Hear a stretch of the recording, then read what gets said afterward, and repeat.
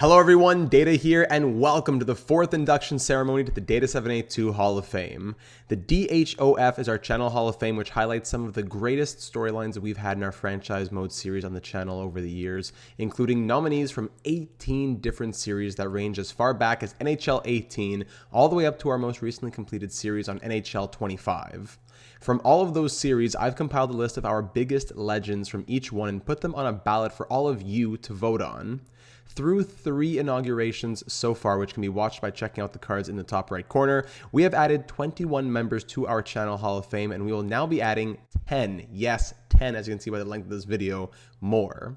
Those 21 members in our Hall of Fame so far are Jace Pac-Man Wakabayashi, Chad Lucius, Leon Draisaitl, Connor Bedard, Philip Lindbergh, Boris the Latvian Leviathan Kalinin, Peyton Hollywood Wilm, Kyle Wood, Eli Tolvanen, Quinn Hughes, Jonathan Drouin, Nathan McKinnon, Mackenzie Blackwood, Harrison Avery, Cale Makar, Nico Haikila, Berkeley Catton, Stefan the Silver Surfer Markstrom, Elias Pettersson, Avery the Professor McIntyre, and Hunter Jones.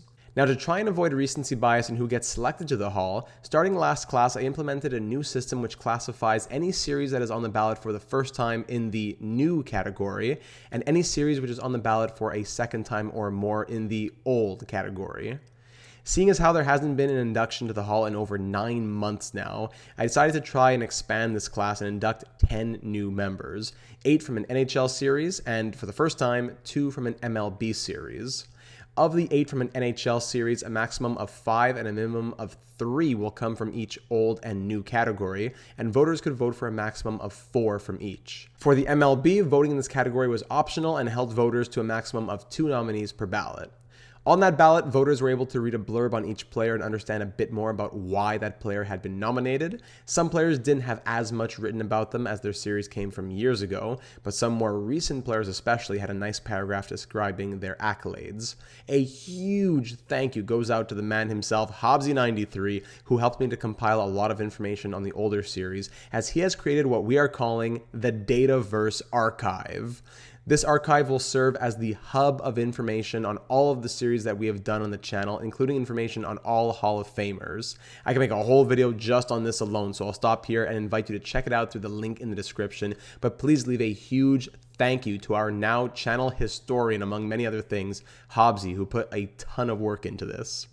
So without further ado, let's begin the ceremony. For this 3rd induction class, 42 ballots of votes on 8 NHL members were cast, and of those 42, 16 also cast ballots for our MLB The Show series. Of the total 89 nominees between our NHL and MLB series, 73 received at least 1 vote and 32 received 3 votes or more. So it really shows the large range of voting, and I very much thank everyone who took the time to cast a ballot.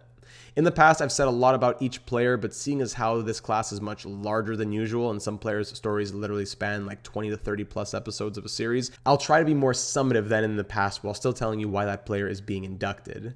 Now, obvious spoilers for multiple series ahead, and let's get started. To begin this 4th induction class, we'll start with our 2 inductees from MLB The Show who will go in the MLB wing of our channel Hall of Fame. With votes on 37.5% of the 16 MLB ballots cast, we are proud to welcome Mackenzie Gore to the Hall. Now, Mackenzie Gore was a starting pitcher with the Washington Nationals to start our Montreal Expos series on MLB The Show 24. When we relocated the team back to Montreal, Gore came with us as a 25-year-old who had a potential but was only 72 overall. At the start of the series, there really wasn't much expectation or even hope that Gore would accomplish more than a few seasons in the MLB rotation while we started our rebuild.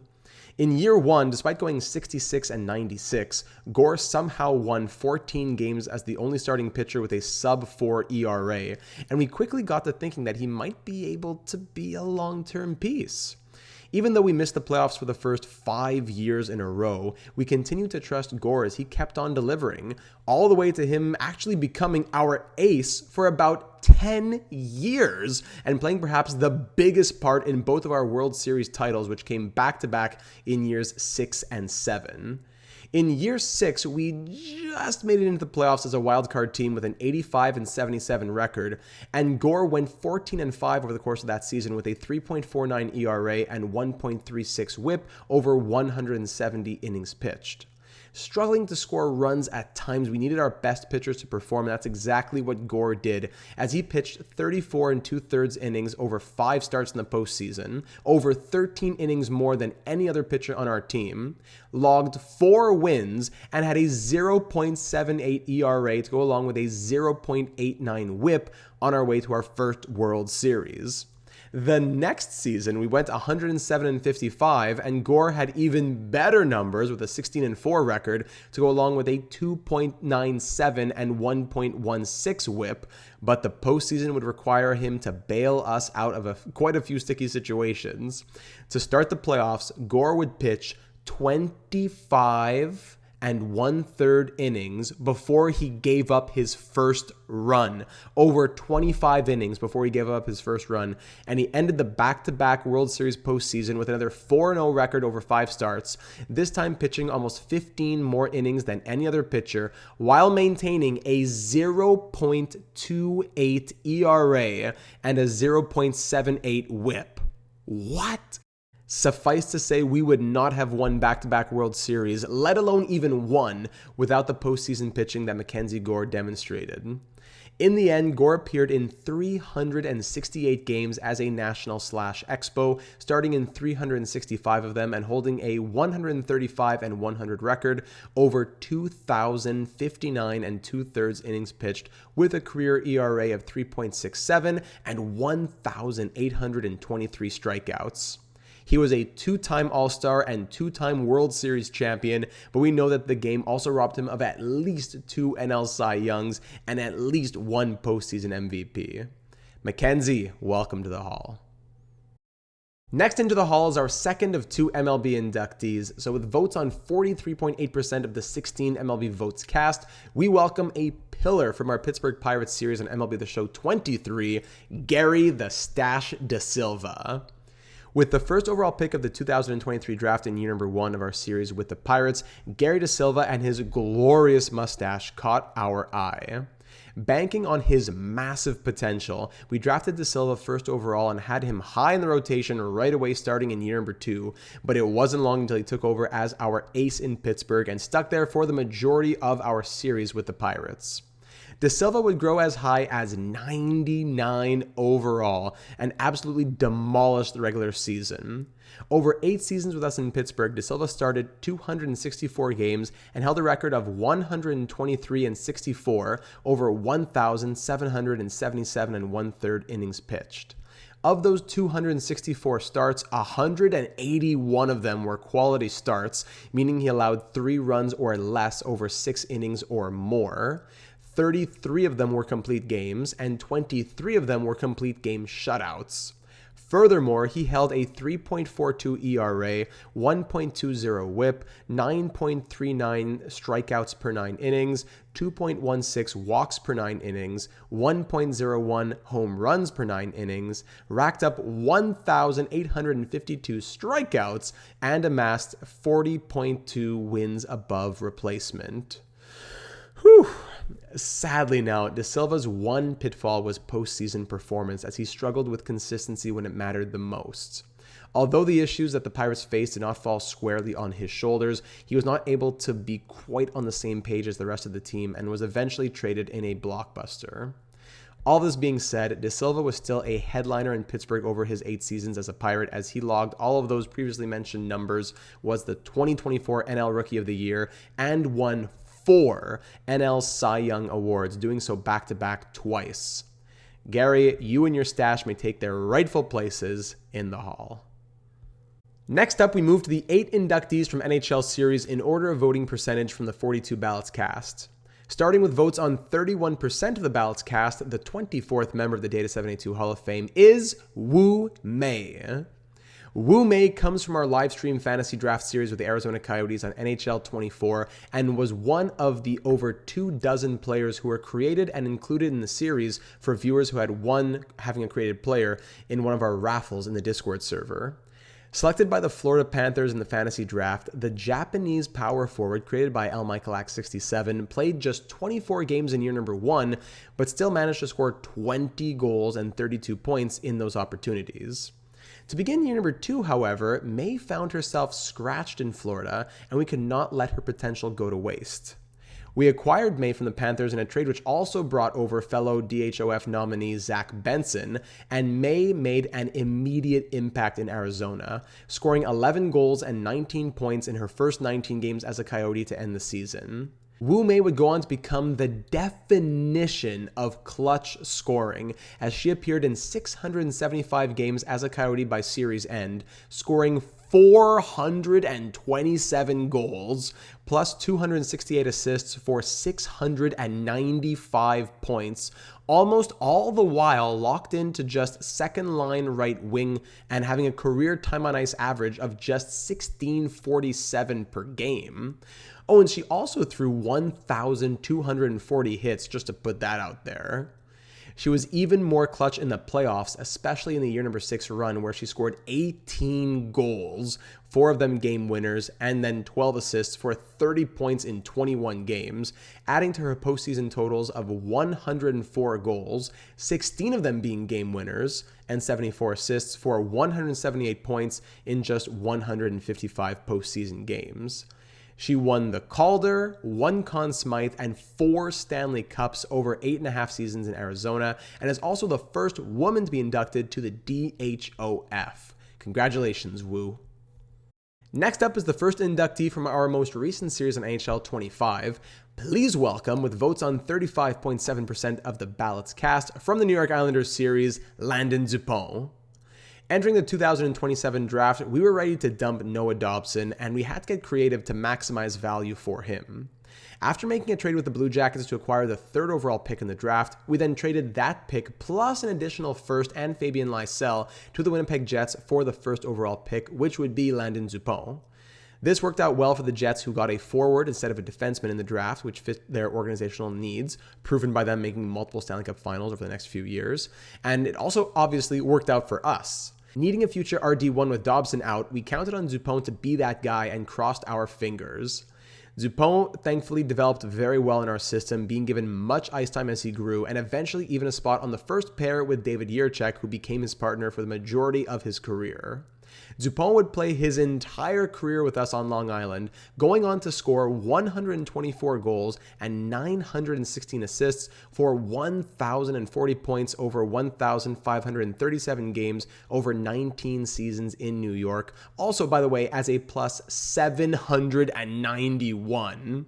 And if you thought we were done there, he also served as captain from 2037 to 2047, won 8 Stanley Cups, and individually won 7 Norris trophies, 5 of which came consecutively. Dupont goes down as one of the greatest defensemen in Channel history and now takes his rightful place in the Hall. Next up, jumping back to our series with the Canucks on NHL 24, with votes on 38.1% of ballots cast, we welcome the pride of Sweden to the Hall, Fredrik Lundqvist. Entering the 2029 draft, we had just missed the playoffs for the first time of our tenure with the Canucks, and as reigning Stanley Cup champions no less. With the 10th overall pick, Fredrik Lundqvist caught our eye as an NHL-ready 17-year-old sniper who could help us to get back to the postseason, but it would require us to move a lot of value to get up to the 3rd overall selection. We paid the very hefty price, and boy was it worth it, as Lundqvist ended up being an 82 overall out of the draft and joined our top 6 right out of the gate as another Swedish import in our lineup. The Swedish sniper would go on to win the Calder Trophy in his rookie season, move up to the first line, and in his sophomore season, helped us to another Stanley Cup. Lundqvist had some postseason inconsistencies earlier on in his career, but he matured with time and became a 50-plus goal scorer year in and year out.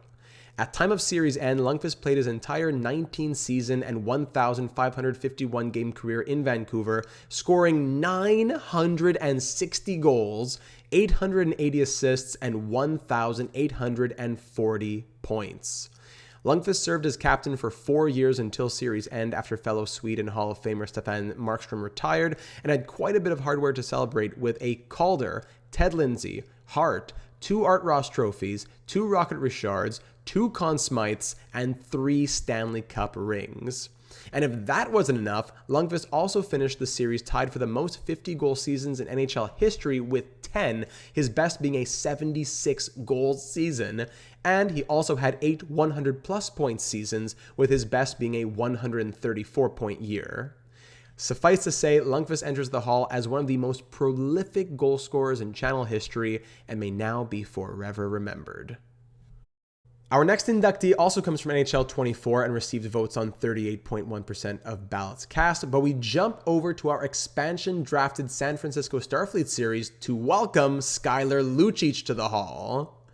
Now, there are many great stories in our channel Hall of Fame, which include crazy draft gems and shocking player growth, but Skylar Lucic stands in the category of players like Kyle Wood when it comes to players who we simply found by chance.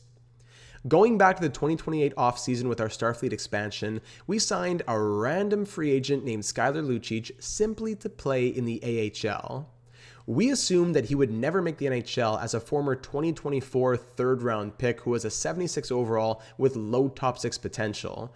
But you know what? He caught our eye as a guy with 5-star shooting who could boost AHL scoring since he had just registered back-to-back 40-plus goal seasons in the AHL. Lucic would go on to play 3 seasons with us in the AHL, scoring 40-plus goals in each one, but he still never grew beyond a 76 overall. Eventually, we said enough was enough, as after Lucic had a 50-goal and 109-point season in the AHL in 2030-31, we said what the heck and threw him on the third line in the NHL, despite him still being just a 76 overall, with potential that had now dropped to medium bottom 6. As third-line left wing playing full-time NHL minutes for the first time, Lucic scored 29 goals and 39 points in his rookie season, which was enough for us to run it back with him in his sophomore year, where he, still as a third-line left wing, now put up 41 goals and 67 points, still just as a 76 overall, playing even less minutes in his sophomore season than he had played in his rookie season. Despite barely growing in overall, this prompted us to promote Lucic to the top 6, where he continued to deliver year after year. As a late bloomer, Lucic sadly only played 8 NHL seasons, but in that time, he was a 4-time 40-plus goal scorer and scored 50-plus goals twice, despite always being between 76 and going as high as 84 overall when in the NHL. In his 632 games played over 8 seasons with Starfleet, Lucic scored 311 goals, averaging just under a goal every other game. Just get that in your head for a moment. Along with 239 assists for 550 points.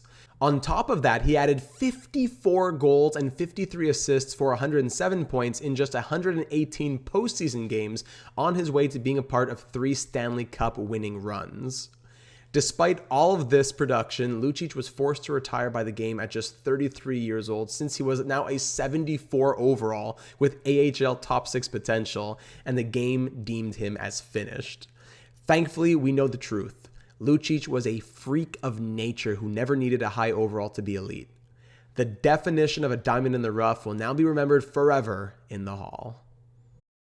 Next into the Hall is another player who received votes on 38.1% of ballots cast, someone who is making history as the first ever 2-time inductee to the Data782 Hall of Fame, Quinn Hughes.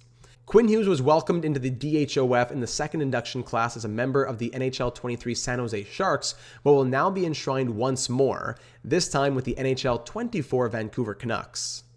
Drafted 7th overall in 2018, we inherited the Canucks captain when we took over the Canucks to begin the 2023-24 season, and Hughes had some incredible years under our management. He had his ups and downs over the years in Vancouver as we experimented with different deep partners for him. I believe he had as low as something like 50 points as a top pair guy when he wasn't with the right partner next to him. But when he clicked with the right guy, his production skyrocketed.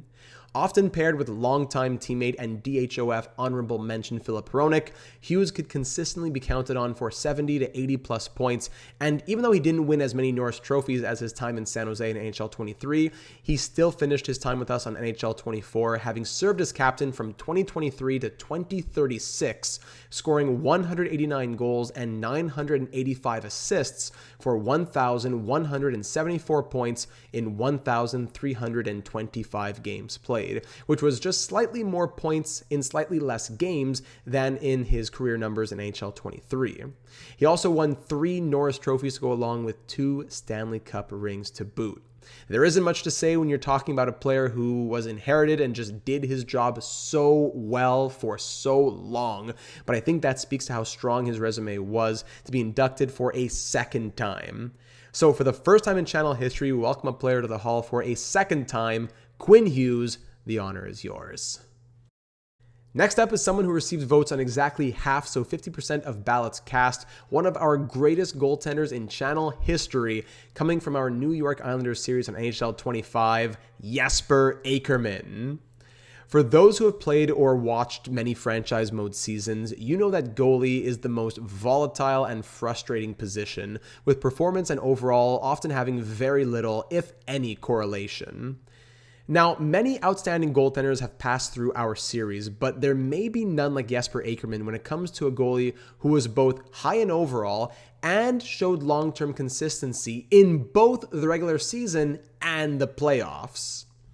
Drafted in the 6th round at 163rd overall in the 2030 draft, Jesper Akerman grew in our system for a few years before making his NHL debut in 2034-35 as part of a ridiculous 3-headed monster with another DHOF nominee in Igor Loktyanov and a DHOF honorable mention in Trey Augustine. The wealth of talent around Akerman pushed him to perform, and he ran with the opportunity, winning the Vezina and the Jennings in his rookie season, which started an 11-year streak.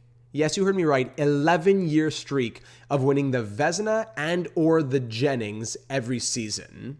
Just think about that stat for a moment. 11 straight seasons of winning the Vezina, the Jennings, or both. After an injury kept him from making it 12 consecutive years, he bounced back with yet another Vezina and Jennings in his 13th season before not winning either in his final 2 seasons as he began to transition to a backup. Akerman would eventually retire after 15 NHL seasons, all as an Islander, achieving a record of 561 wins, 207 losses, and 47 overtime or shootout losses with a 2.53 goals against average, 914 save percentage, and 71 shutouts over 849 games played in the regular season. In the playoffs, Akerman had a record of 134, 60, and 15 with a 2.45 goals against average, 919 save percentage, and 20 shutouts in 212 appearances. Almost 15% of his playoff wins coming via a shutout. His Hall of Fame resume also includes 5 Vezina trophies, a staggering 11 Jennings trophies, and 5 Stanley Cup rings as one of the greatest goalies of all time, now forever enshrined in channel history. Keeping with our Islanders series on NHL 25, our next inductee received votes on 57.1% of ballots cast, and that player is Cole "Goal" Yzerman. As the Islanders' 20th overall pick in 2024, we inherited Cole Yzerman when we took over to begin the 2024-25 season as a prospect who proved to be a bit of a project due to his below-average defense. Despite his high shooting attributes, Yzerman had difficulty putting together consistent seasons and playoff performances early on, and although he grew in overall, he was stuck at 86 overall for an extended period of time, which prompted some to call for trading him. Yzerman survived the controversy and then would even bring some expensive contract demands to the table, but we hung on to him as began to attract the name Goal Yzerman. Little did we know while he gained confidence and consistency that Yzerman would go on to not only become the longest serving Islander in franchise history, but also one of the most prolific scorers in the history of the National Hockey League. As the years went on and Yzerman piled up the goals, he simply refused to retire, as by the end of the series at year 25, you can't go any further, Yzerman was a veteran of 24 NHL seasons and was still playing as an 83 overall at 42 years old, who seemed ready and able to just keep on going. Through his NHL record 1,943 games in the league, all as an Islander, Yzerman scored 1,028 goals, 1,073 assists for 2,101 points, and in the playoffs, 166 goals and 201 assists for 367 points in 381 games played. Yzerman served as captain from 2047 to 2049 and beyond, won the Lady Byng, Art Ross, Hart, and Ted Lindsay all just once, won the Rocket only once, which is just beyond ridiculous, and also won 3 Conn Smythe trophies, all consecutively, to go along with 8 Stanley Cup rings. Cole, we welcome you to the Hall not only as one of, if not the greatest goal scorers in NHL history, but also as one of, again, if not the most prolific players we have ever had the pleasure of playing. Welcome to the Hall. For the 10th and final inductee to the Data782 Hall of Fame for this 4th class, receiving votes on a staggering 59.5% of ballots cast, we welcome, once again for the New York Islanders series on NHL 25, the one and only Bo Top 50 Horvat. Now, Bo Horvat has been a channel favorite for a very long time. Even when mentioned for the first times anywhere back in like our NHL 18 series, Bo has always been referred to as Top 50. Long story short, this goes back to an inside joke with one of my friends who was one of the only people watching my videos back then, and a mutual friend of ours had deemed Bo Horvat a, quote, top 50 player in the NHL as of the 2016-17 season, when he was still like a 40 to 50 point guy, which was obviously pretty ridiculous at the time, and it's something that we constantly joked about, but could he have been a prophet? Back to who he was for us in NHL 25, Horvat was inherited as one of the many day one originals who we were trying to win for in the short term on Long Island, and he ended up being a pillar for our team over the course of a decade. As our first line center, Horvat's ability to score goals got better with every passing year, and he absolutely lived up to his top 50 name throughout the series.